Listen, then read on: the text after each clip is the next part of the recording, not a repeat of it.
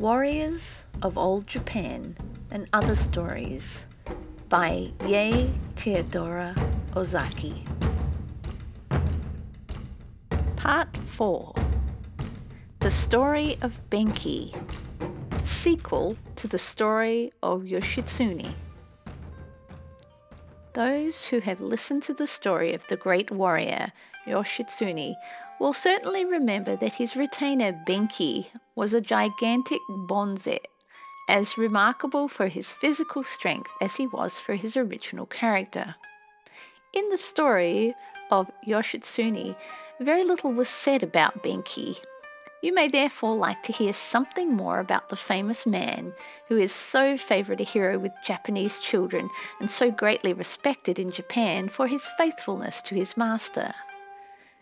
Benki was the son of a Buddhist priest named Bensho, high steward of the temple of Gonjin at Kumano, a famous shrine from ancient times, and his mother was the daughter of a high court official of the second rank.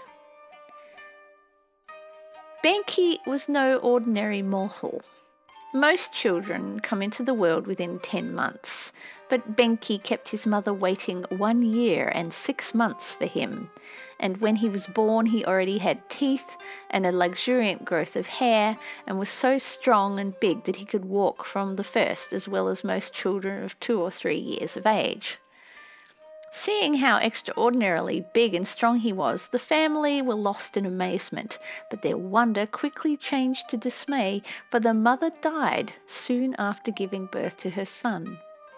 The father, Bensho, was very angry at this and took an aversion to the child who had brought, he said, so great a misfortune upon him. He even wished to abandon the boy altogether, believing that, as Benki's birth had cost his mother's life, he would in after years only prove a curse to the family. Now the boy's aunt, who was married to a man named Yamanoi, hearing this, pitied her little nephew, Benki, and going to her brother said, "If you are going to treat the child so cruelly as to cast him away, please give him to me. I have no children, and I will bring him up as my own child. He is not responsible for his mother's death. It is fate, and there is no help for it." Bensho consented to her taking the child, saying that he did not care what happened to him so long as he was kept out of his sight, for he could no longer bear to see him. So Benki was adopted by his aunt, who took him away to the capital of Kyoto. The child rewarded her care and grew to be a fine boy beyond all expectation.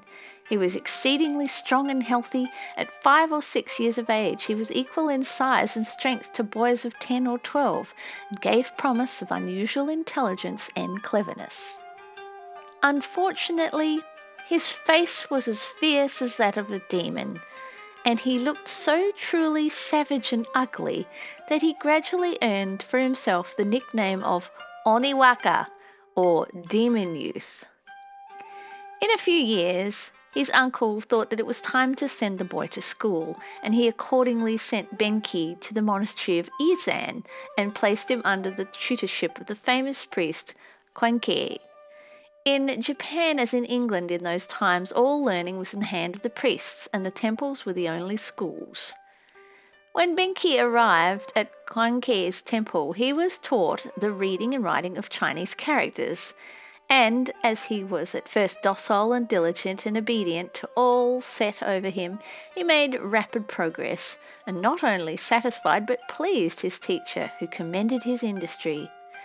But after a time he chafed at the restraint of his new surroundings and began to give trouble. Not content with being unruly himself, he would lead other novices away from their studies into the mountains and play all kinds of rough games with them, and of course, being by nature much stronger and bigger than any of them, none of his companions could stand against him. It therefore happened that in every contest he inevitably and invariably gained the victory, and this elated him so much that he thought of nothing but his sports and his triumphs, and, neglecting his lessons entirely, practiced athletic games day after day, quite forgetting everything else. Oniwaka's teacher, Koenki, hearing about the youth's wild doings and considering them as unseemly, sent for him and told him that such behaviour has not only grieved his guardians but brought disgrace upon the holy temple. But his rebuke fell on deaf ears and it did no good at all. While he was being scolded, Benki listened respectfully enough, but as soon as the reverend teacher turned his back, he would forthwith be as wild, if not wilder, than ever. His conduct grew worse and worse, till at last, losing all patience, the master priest forbade him to go out of the house, and then enforced his order by shutting him up in a monastery. This punishment Oniwaka deeply resented, and one night, eluding the vigilance of his jailers, he stole out quietly and, picking up a great log of wood, began to destroy everything he could. First he smashed the gateway, then the fences all around the temple. Then he broke the shutters and the sliding screens inside. Indeed, everything he could reach, he wrecked. The bonzes, roused from their slumber by the unexpected noise, which sounded as if a troop of robbers were at work, were all so frightened that they could do nothing to stop the whirlwind of destruction. When Oniwaka had done all the mischief he could, he felt that, after this last mad prank, the temple of Izen was no place for him, so he fled from the spot forever. He was just now 17 years of age, and he called himself Musashi Bobenki. Oniwaka showed a sense of humour when he called himself Musashi Bobenki. In olden times there lived in Aizen a man named Musashi, who was turbulent and wild in his youth, and yet became a famous bonze and lived until the ripe age of 61. Oniwaka, having heard of this famous man, made up his mind to be like him, and therefore called himself Musashi Bo, or Musashi the Bonze. The first syllable, ben, of Benki was taken from the first character of his father's name, Bensho, and the second ki was the last syllable of his teacher's name, Kwanki. The name Benki was there a combination of the names of his father and his teacher. Ashamed to return home to his uncle and aunt after his behaviour at the monastery, Benki made up his mind to travel. This he did much after the fashion of German apprentices about the same period in Europe. Leaving Kyoto, he came to Osaka. From Osaka, he went to the province of Awa in the island of Shikoku. He then travelled all through that island and thence wandered back to the mainland, where in the province of Harima, he came at last to a monastery called Shosa. This monastery was as large as that of Izen, and Benki thought that he would like to stay there for a time as a student. With the consent of the abbot, Benki was enrolled as an acolyte of this temple. Among the numerous novices in the temple there was one named Kaien, who was nearly as fond of mischief as Benki himself, and he was known in the neighbourhood for a troublesome fellow, not one young or old being safe from his foolish pranks. One day soon after Benki's arrival, Kaien found the newcomer taking a nap, so for fun he wrote on Benki's cheek the Chinese character for geta, or clog. When Benki woke up and went into the courtyard, he noticed that everyone he came near seemed to be laughing at him, though nobody would say why. Thinking that there must be something strange in his appearance, he glanced into a bowl of water and at once discovered the cause of the merriment. Angry at the trick played on him, he seized a thick stick and rushing into the midst of his fellows shouted, "You rogues! I suppose you thought that you were doing something clever when you scribbled on my face. Now just come here one by one and kneel down and beg my pardon. If you do not, you'll soon be very sorry for yourself." Benki looked so angry and spoke so fiercely that most of the acolytes were frightened. 4 or 5 of the boldest, however, answered him back saying, "What do you mean, you lazy fellow, by complaining about a trick played upon you while you were asleep in the middle of the day? If we hear any more of your grumblings, we will throw you out of the monastery." In this way they tried to frighten Benki, but he did not budge an inch, and his only reply was to lift his stick and knock down the 4 or 5 who had spoken. Seeing this, Cayenne, the author of all the trouble, rushed up saying, "You are a coward to attack fellows half your size. Suppose for a change you fight with me." Then, looking round for a weapon and seeing a large log of wood on a fire close by, he picked it up and faced the enraged Benki, adding, "It was I who scribbled on your face. If you're angry, come on and let us fight it out." The two closed at once and fought for some time. Then Benki grew impatient and, seizing Cayenne by his shoulder and belt, lifted him off his feet. The other novices, seeing this, cried out in alarm, "Cayenne has been lifted off his feet. He can't fight now. He is helpless." Then they shouted to Cayenne to apologize and save himself. "Pardon, pardon, Benki, mercy!" screamed the youth, now bitterly repenting his folly. Benki, however, did not hear Cayenne's cry for mercy, for he was like a madman now. He hardly knew what he did or said, for his blood was fired by the taunts of the young men and by the fight. "You shall die!" screamed Benki. "Mannerless coward that you are, you shall die, I say, and your carcass shall be eaten by the crows."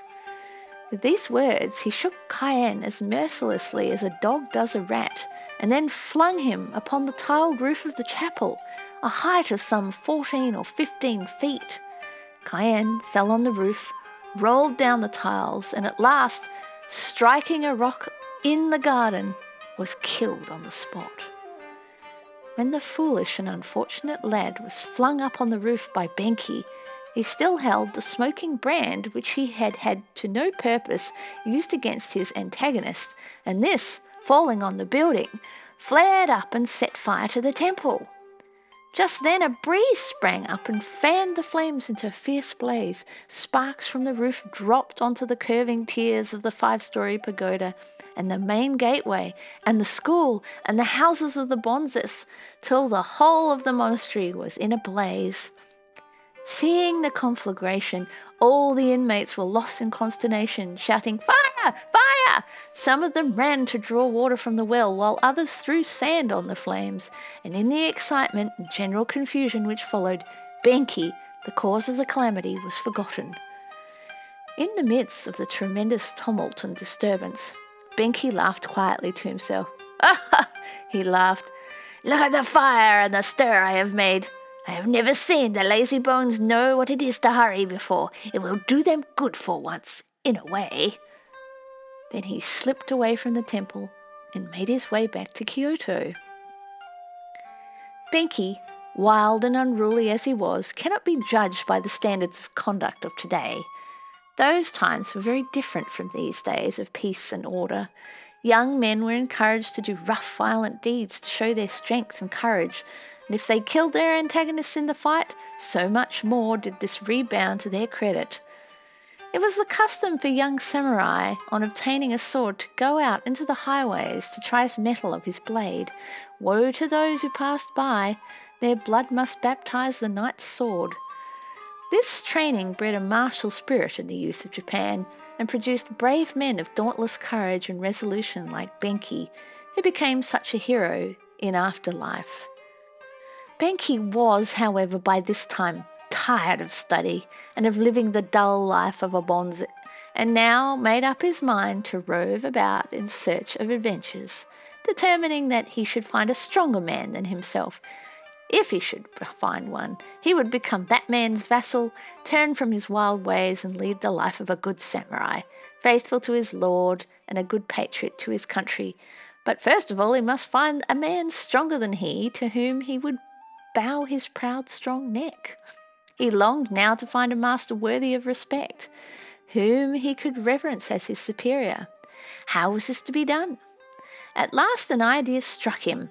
He had determined to be a soldier and enter the service of a samurai. He must therefore get a very good sword, violent and as impetuous as ever. To this end he now vowed to take 1,000 swords from the citizens of Kyoto. To carry out his wild scheme, he went nightly to the Gojo Bridge, and when men passed along bearing swords in their girdles, he would rush suddenly out, attack them furiously, and snatch away their swords. He never pursued those who ran away, for he deemed them cowards, and would not waste his time or strength on such creatures, but those who opposed him he would mow down with a single sweep of his great halberd. In this way, he had attacked 999 men and taken away 999 swords. Each time he had hoped to meet his match in the numerous contests, but not one amongst the whole number proved a serious foe. Accordingly, the swords Benki had thus collected were all poor weapons, for weak men have like swords. They were blunt and badly tempered, and not of the slightest use to him.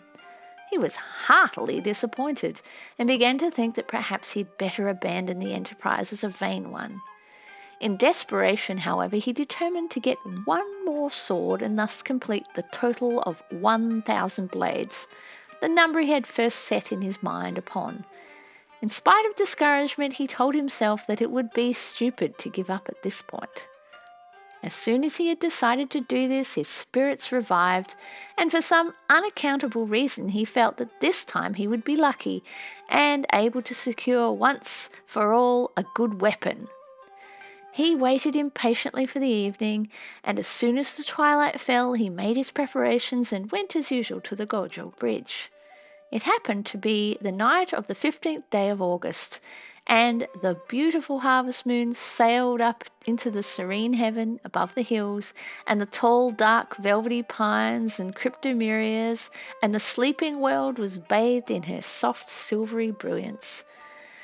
For a long time, Benki stood leaning against the parapet of the bridge, entranced by the fair scene spread out before him in the moonlight, and apparently quite forgetful for the time being of his purpose. Suddenly, the stillness of the beautiful night was broken by the sound of a flute. Benki started from his reverie. The music drew nearer and nearer, and then he saw a slight figure approaching from the other end of the bridge. The newcomer wore a kind of white veil and high black lacquered clogs, and was playing on his flute as he strolled along. Benki watched the approaching stranger and saw at once that this was no ordinary passer-by. At first he thought that this must be a woman, for the moonlight revealed a slender grace in walking, and then on nearer view a face of extreme youth and aristocratic beauty. He could not find the heart to attack the mysterious and gentle unknown, and decided to let him or her pass unmolested. But while he was wondering who the person, so unlike all the others he'd met on the bridge, could be, the supposed lady all of a sudden stepped up to Benki and kicked the latter's halberd out of his hand. "What are you doing?" shouted Benki in a rage when he had recovered from his astonishment. And recovering his halberd, he pulled off what he supposed to be the lady's veil.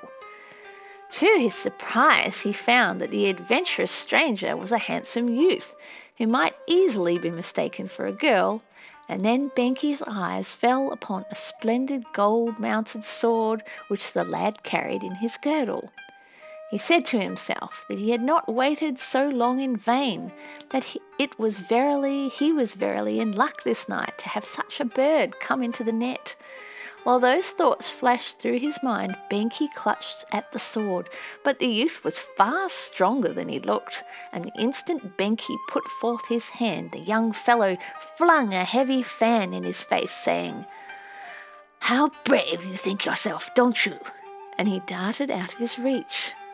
This made Benki more angry than ever, and with threatening exclamations he lifted his halberd to deal a smashing blow on the young knight.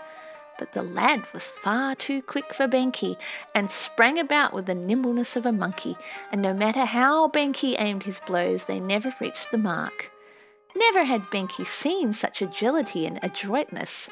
Sometimes the youth appeared in front, sometimes behind, now on one side and again on the other, and as often as Benki turned, he would find that his opponent had shifted his position like lightning. At length, Benki grew tired, and a sense of awe began to take hold of his mind, for he now felt that the youth must be a supernatural being, or a tengu, and no common mortal, and his feeling grew upon him so strongly that he began to lose heart. He knew now that he was no longer invincible as he had hitherunto been. Then the lad, who had hitherto acted on the defensive, began to push his advantage, and attacking Benki in good earnest, beat down the latter's guard and disarmed him.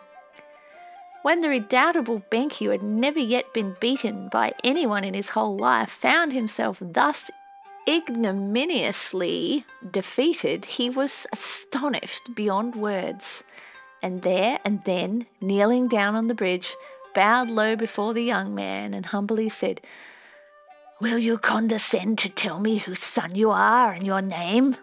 Something tells me you are no common man." The handsome youth laughed and replied, "I am the 8th and youngest son of Minamoto Yoshitomo, and my name is Minamoto Ushiwaka." And with these words he allowed Benki to rise. "What do I hear?" exclaimed Benki. "Are you indeed the young knight Minamoto Ushiwaka, of whom I've heard so much? I felt from the first you are a person of distinction. As for myself, I am simply Musashibo Benki. For a long time I have been looking for a man stronger than myself to whom I could look up to as my master. I have led a wild life for a long time, but if you would take me into your service, I will be a good and faithful vassal." Ushiwaka, who had heard of Benki's remarkable strength and who had come out that night to the Gojo Bridge for the purpose of meeting the notorious man with the hope of winning him to his side, was delighted at the turn of events had taken and promised to take Benki into his service. And in this way the brave youth and the giant priest became associated as lord and vassal. From this hour, Benki was a completely changed character. He gave up his wild ways and became obedient to his young master, who was the only one he had found a match for his imposing strength and will. He served his new lord with the utmost devotion and fought bravely in every battle which Yoshitsune, Ushiwaka's name when he came of age, waged against the Tara clan at the famous battles of Ichinotani and Danoura, of which you will have heard in the story of Yoshitsune. Yoshitsune won victory after victory, driving his Tara enemies to the sea, where they miserably perished at Danoura, and it seems to the wondering people that he must be the impersonation of Hachiman, the god of war. So handsome and brave was he that they had never seen or heard his like before, and throughout Japan everyone praised and loved him. Now Yoritomo, when he saw his brother's popularity, became jealous, and Kajiwara, one of his generals who hated Yoshitsune because the young knight had once openly removed him for cowardice, seized the opportunity to poison Yoritomo's mind against his younger brother. He suggested that Yoshitsune's aim was to supplant Yoritomo in supreme authority. Sad to say, Yoritomo believed this wicked slander. Therefore, when Yoshitsune, covered with glory and honor, returned from the wars, bringing with him as prisoners of war Munemori, the Taira chieftain, and his son, Kiyomori, was now dead, he found that Yoritomo had erected a barrier near Koshigo, just outside Kamakura. Here he sent a guard to receive the prisoners, but on the ground that Yoshitsune was guilty of treachery, Yoritomo refused admittance into Kamakura. In vain did Yoshitsune protest against the unjust accusation. In vain did he write a touching letter avowing his unadulterated love and devotion to Yoritomo. In vain did he recount all the hardships endured on the campaigns which the young and chivalrous general had undertaken at the command of his brother. He was not believed, and ingratitude was the only reward he received for devotion to his brother's cause. At this crisis, Yoshitsune found himself banished and every part of Japan rendered unsafe for his residence. for Yoritomo ordered him to be arrested. When this time of trouble came, Benki was indefatigable in his efforts to guard Yoshitsune's person from danger. He followed him in his flight and exile and never left his master's side. Yoshitsune now returned from Kyoto for some time. Soon after he arrived there, Yoritomo sent a man named Tosabo to compass his death. This man, like Benki, had formerly been a bonze, and he gave out that he had come to visit the temples of the capital. Tosabo knew very well what a shrewd and clever warrior Yoshitsune was, and he doubted his own ability to cope with the task he had undertaken. He therefore decided that he would wait until Yoshitsune was completely off his guard and then make a sudden attack upon the house where he was staying. He told his followers of his plan and secretly prepared for the raid. Yoshitsune soon learned of Tosabo's coming, for the people of Kyoto and its neighborhood, where he had lived as a boy, were devoted to him. The young general, knowing that Tosabo was in Yoritomo's service, regarded him with suspicion. He told Benki of his fears, and Benki at once volunteered to go and summon Tosabo to the house and question him. Yoshitsune agreed to the plan, and Benki immediately set off for Tosabo's house. "Now, Tosabo," he said, "my lord Yoshitsune desires to see you, so you are to come back with me at once." Benki's manner was so fierce and determined that Tosabo felt alarmed and therefore pretended to be ill. Benki was not to be balked in that stupid way, and shouting, "If you are not quick, I'll seize you and take you whether you will it or not." He grabbed Tosabo by the girdle and lifted him up as if he'd been a child, tucked him under one arm, and mounting his horse, carried him off. There were several of Tosabo's retainers present at the interview, but they were all trembling with fear and did not dare to put forth a hand to help their master. Benki thus conducted Tosabo into the presence of Yoshitsune by force, and both master and vassal began to examine him strictly. But Tosabo was such an audacious rascal that, notwithstanding the fact that he'd actually come from Yoritomo, hired as an assassin, he refused to confess anything. With great humility, he feigned surprise at being suspected of entertaining designs against Yoshitsune's life, saying that he was but a poor bonze in Yoritomo's service, and as Yoshitsune was his master's brother, he, Tosabo, regarded him as his lord also. Nothing else but a religious fast and a retreat had called him to Kyoto. Now, Yoshitsune and Benki had no actual proof of his guilt, so they allowed Tosabo to go free, first making him sign a document declaring that he was not a hired assassin. In truth, neither of them believed the crafty man, but thought him too despicable an enemy to fear, and made up their minds that if he and his gang planned a night assault, the party could be easily repulsed and put to flight. Tosabo, on his part, congratulated himself on his cleverness, returned home, armed his men, and made an attack on Yoshitsune's residence. Yoshitsune that night, thinking that at any rate for some time he was quite safe from attack, made merry with all his men. Drinking amber-coloured wine, they sat up late, and when at last the young general retired to rest, having drunk much, he slept a deep sleep. His beautiful young wife, Shizuka, who accompanied him in all his wanderings, fearing she knew not what, that night alone kept watch beside her lord's couch. She was the first to hear the approach of Tosabo and his soldiers. Vainly she tried to rouse Yoshitsune. She called him, she shook him, but all in vain. He slept on. Shizuka was frantic. She heard the enemy at the gate trying to batter it down. Suddenly, the thought struck her, as if by inspiration, that the most thrilling call to arms to a warrior must be the sound of his armour.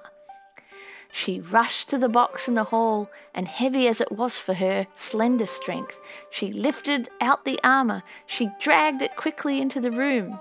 Then over Yoshitsune's head she waved it to and fro. Clang, clang, sounded the armour. Clang, clang. Up sprung the warrior, seized this suit of armour, and with Shizuki's help dressed himself for battle. All this took place without a single word. Benki and the rest of his soldiers soon joined him, and the enemy were put to flight. Tosabu managed to escape and hide himself in the mountains of Karuma, near Kyoto, but he was caught and put to death at last. To have been able to thwart and punish the assassins from Kamakura was a source of great satisfaction to Yoshitsune and his men. But when the story reached Yoritomo, he was very wroth and issued another decree entirely disowning Yoshitsune and declaring him an enemy to the state. Yoshitsune felt that Yoritomo was acting most unjustly towards him, for he knew himself to be entirely blameless of plotting against Yoritomo's supremacy. But as it was useless to contend against his eldest brother, who as a shogun was the military ruler of Japan, he decided to leave Kyoto and escape to some other place. He therefore planned to cross from the province of Setsu to Saikoku in a ship. But when they reached Dan no Ura, where Yoshitsune had finally conquered and all but terminated the Taira clan, the fine weather they had hitherto experienced suddenly changed. The sky became overcast with black clouds. Rain began to fall in torrents. The winds began to blow, and gradually the waves rose higher, and shipwreck became imminent. As the darkness deepened about them, though they could see nothing, over the water there came weird sounds of the din of battle, the rushing of ships through the sea, the shouting and trampling of men, the whizzing of arrows in the air, all around them as the ship sped on. The tumult of the fight grew louder, till Yoshitsune felt that he was living again through that awful and never-to-be-forgotten battle. Then, from amidst the rolling waves, with every moment threatening to engulf the boat, arose pale, ghastly forms, whose worn faces were terrible to see, clad in blood-stained, battle-torn armour and ravaged with gaping wounds. These warrior ghosts raised threatening hands as if to stop the progress of the boat, while meanings of despair and hollow sobs and shrieks burst from the spectre army. Among the most foremost figures was one who brandished a huge halberd, and as he approached he addressed Yoshitsune, saying, "Aha! Revenge! Revenge! Behold me, the ghost of Taira no Tomomori, general of the Taira clan, ruthlessly destroyed by you. Long have I waited here for you, and now I will slay you all, for not until then will the slaughtered Taira rest in their watery graves." Through the tossing, whirling waters and the wind shrieking around them and the weird blue phosphoric light making everything visible, the phantom host drew nearer and nearer to the boat. But Yoshitsune did not seem to be the least alarmed. As dauntless as ever, he stood up on the prow and faced the ghosts of the men whom he had slain in that terrible battle, and flashing forth his keen blade said, "So, you are the spirits of the Taira clan, are you? And you have risen from the ocean bed to haunt us, and to impede our progress, and to inflict evil upon us? Have you forgotten how I drove you before me as dust before the wind when you were alive? It is a pity you have not profited by past experiences. I should have thought you would have had no wish to see me again." With those words, he was about to brandish his sword and attack the spectres, but Benki, the wise and faithful Benki, stepped up to his young master and stayed his hand, saying, "Not so, my lord. Swords are useless against ghosts. It is not wise to anger these poor earthbound phantoms. The best way of dealing with them is to pacify them, so that they may find peace and go to their own place." Yoshitsune yielded to Benki and allowed him to be put aside. Then Benki, who you will remember had formerly been a Buddhist priest, drew out a small rosary which he always carried with him, and telling his beads and rubbing his hands together palm to palm, began to recite prayers earnestly and reverently in a loud voice. The sacred words appointed by the Buddhist church fell like a benediction upon the angry spirits. The wailing and the howling and the tumult of the phantom conflict ceased, and the wraiths gradually vanished into the sea from whence they had arisen. The storm ceased, the weather cleared, and became fine and peaceful as it was before, and the travellers reached the land in safety. Across the mountains, Yoshitsune now fled, and after endless adventures and hairbreadth escapes, he determined to seek the help of his old friend and partisan, the General Hidehira, in the province of Oshu. On the way thither, they came to a guardhouse at Ataka in Kaga province. This guardhouse was one of the principal frontier stations at which the feudal times all travellers had to give an account of themselves. Yoritomo had by this time issued a proclamation ordering the arrest of Yoshitsune, so the young general and Benki and the handful of faithful men still left to him disguised themselves as wandering priests, wearing loose caps on their heads, carrying wallets on their backs, and grasping pilgrim staves in their hands. Yoshitsune himself was disguised as a goriki, or unskilled worker, attendant on the priests. They travelled slowly until they came to the barrier, consulting together as to how they should pass it, for they heard that the sentries suspected everyone and were examining passers-by very strictly. Only the previous day 3 mendicants had been killed owing to the suspicion of the guards having been excited. All Yoshitsune's followers, among whom were many brave, loyal, though headstrong young fellows, wanted to storm the guardhouse and cut their way through the soldiers. But Benki was strongly opposed to this and said, No, that will never do. A quarrel would cost some of our lives, and we have few enough as it is. Leave the matter to me to manage, and I'll get you through. No one ever gainsayed Benki when he spoke with authority like that.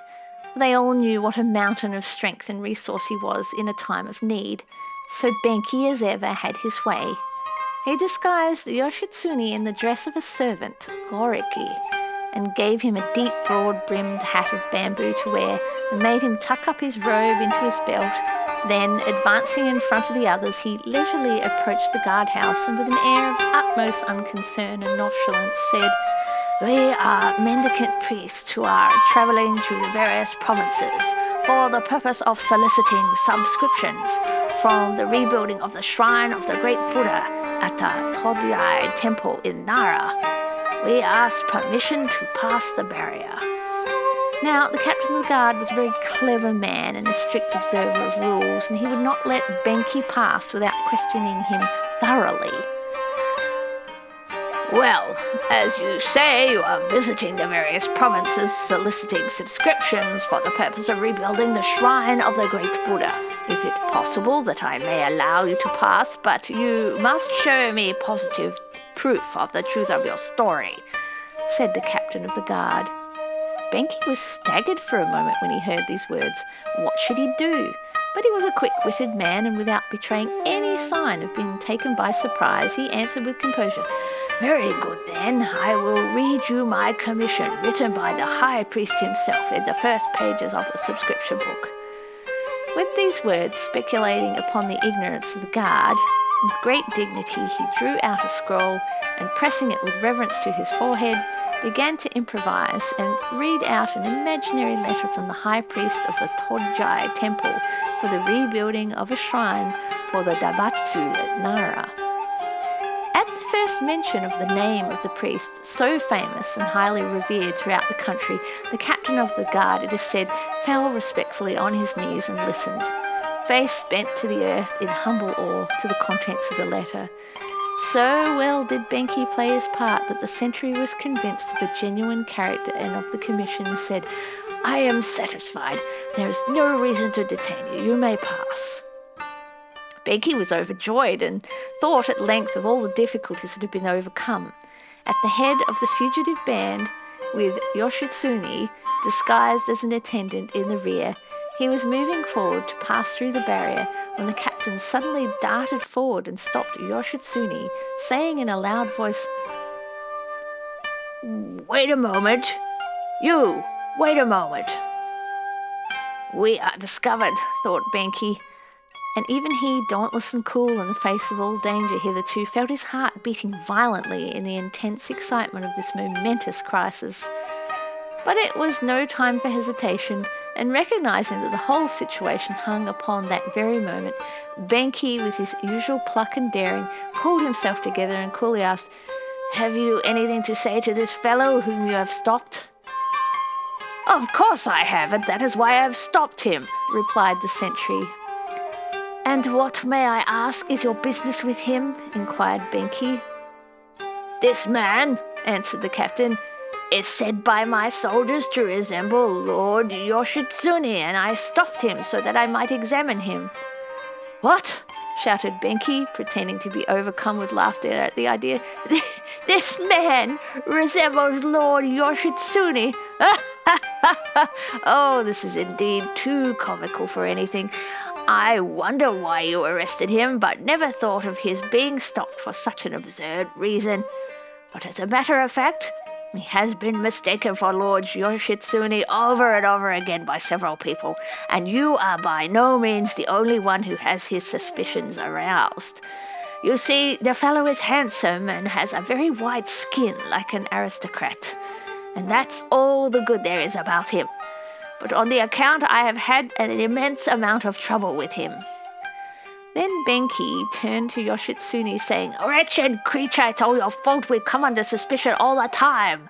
You shuffle along in such a cowardly manner and put on such strange airs that people naturally suspect you. In future, be more careful, and walk along like a man, and not such like mincing way, you fool." Thus Benki feigned to lose his temper, and after scolding Yoshitsune roughly, finally lifted his staff and gave him several blows across the back, telling him to fall upon his knees and not to presume remain standing in the presence of the guard. The captain of the guard had been watching the scene for some moments, and when he saw Benki start in and thrash Yoshitsune, his doubts were completely allayed, for he thought that if the apparent servant were really Yoshitsune, and the mendicant priest the latter's retainer, the vassal would never dare to assault his master in this fashion. It was my fault and carelessness. Evidently, it was an entire mistake on your part to think this man was Lord Yoshitsune, and it is not the poor fellow's fault. So pray don't beat him any more. Continue your journey at once and take him with you." Benki's trick thus succeeded completely.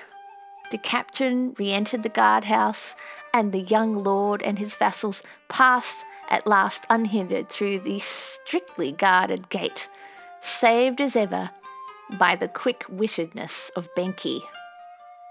Now some say that the captain of the guard was not deceived, that he knew that the disguised priest and attendant were Yoshitsune and his party, but his whole sympathy was with the hunted hero and his brave few, and he allowed them to pass, for a samurai must ever show mercy and sympathy, especially to his fellows and to those in distress.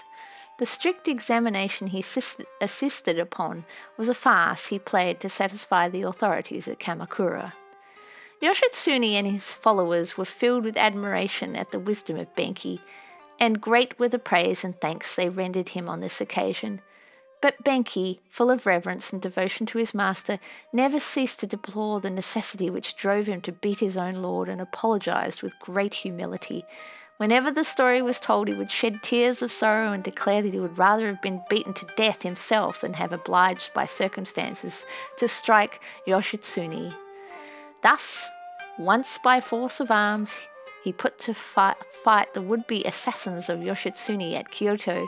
By reciting Buddhist prayers, he had laid the ghosts of the Taira warriors in the sea at Dan-no-ura, and by sheer wit and sagacity, he brought his party across the dangerous frontier, and at length he managed to arrive safely with his beloved master at the Oshu residence of the famous general Hidehira.